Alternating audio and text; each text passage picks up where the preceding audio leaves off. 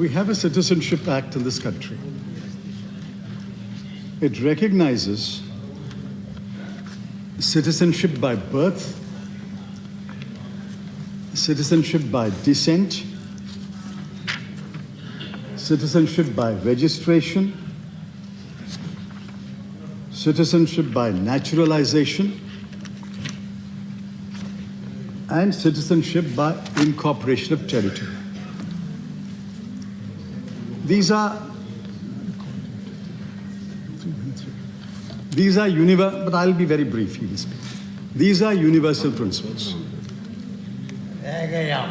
Now this government is introducing a new category called citizenship by arbitrary executive fiat, and is asking this parliament to support the government in passing what is patently an unconstitutional law. My friends have spoken about it, others will speak about it. We are elected representatives of the people. The Constitution has asked us, in the first instance, to judge the constitutionality of a bill. We can't pronounce on the constitutionality, but we have a responsibility to pass what is constitutional. Not all of us are lawyers. In fact, not all of us should be lawyers. We should be from every walk of life. And from every walk of life, we must bring our collective wisdom and common sense to say, is this constitutional or not? What are we doing in this house? What we did in the other house and what we are doing in this house is abdicate our primary responsibility in favor of another of the three entities and organs of the Constitution. What we are doing, you're pushing the issue to the lap of the judges. You think it will stop here? It will not stop here. It will eventually go to the judges.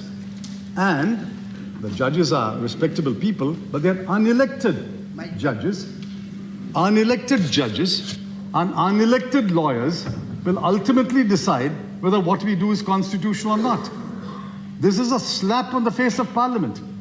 Parliamentarians are being asked to do something unconstitutional, and then the baby is passed on to the judiciary, and in the judiciary, lawyers and judges will decide what you have done is constitutional or not.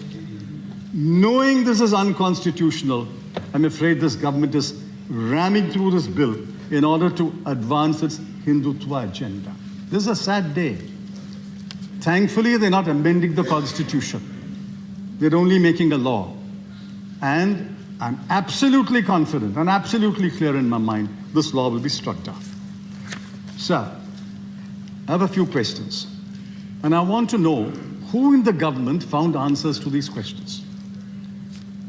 If the Law Department has advised answers to these questions, please ask the Honorable Home Minister to lay the opinion of the Law Ministry on the table of the House.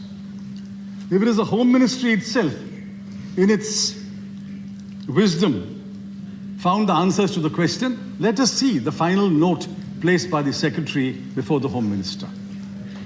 If it is the Attorney General who has been consulted, the Constitution has a provision to invite the Attorney General. Please call the Attorney General to this House. We'll ask him these questions. But somebody has to take responsibility for the answers to these questions. These questions are well known. Let me read it very rapidly. 1. How do you group three countries, Afghanistan, Pakistan, and Bangladesh, and leave out the other neighbors?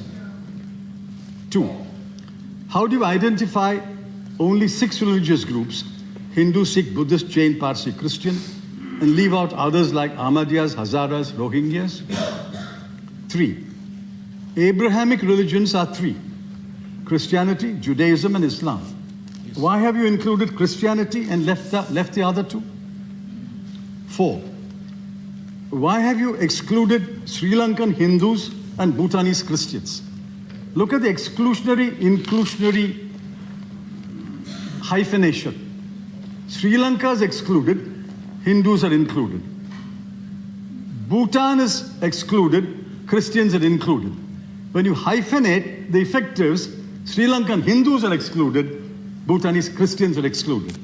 This exclusionary, inclusionary hyphenation is beyond common sense and logic. 5. Why only religious persecution? Are people not persecuted for political reasons? Linguistic? Are people not persecuted on linguistic grounds? Are people not persecuted by unleashing internal wars against them? Why only religious persecution? Why not every kind of persecution? 6. Does or does not Article 14 of the does not the bill violate the 3 fundamental elements of Article 14 of the Constitution? First, equality before law. Unequals cannot be treated as equals. 2, unreasonable classification or irrational classification. And then there's a third element which most people forget. Judge-made laws added a third element. Even if unequals are not treated as equal or equals are treated unequally, even if the classification is reasonable, it can be struck down on the ground it's arbitrary. Arbitrariness writ large on the face of this bill.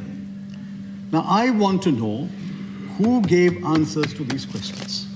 Why are parliamentarians being told, you will not give answers to these questions, go to the court and find answers? Let us have answers to the question. Let somebody take responsibility for the answers and say, yes, the Attorney General of India has answered these questions and said, these are our answers, and therefore this bill is valid. I dare the government to lay the opinion of the Law Department. I dare the government to invite the Attorney General to this House to answer our questions. So what we are doing today is wrecking the Constitution from within. A small part of the Constitution is sought to be wrecked and demolished by this insidious bill. Fortunately, we have 3 organs of the state. The executive is complicit.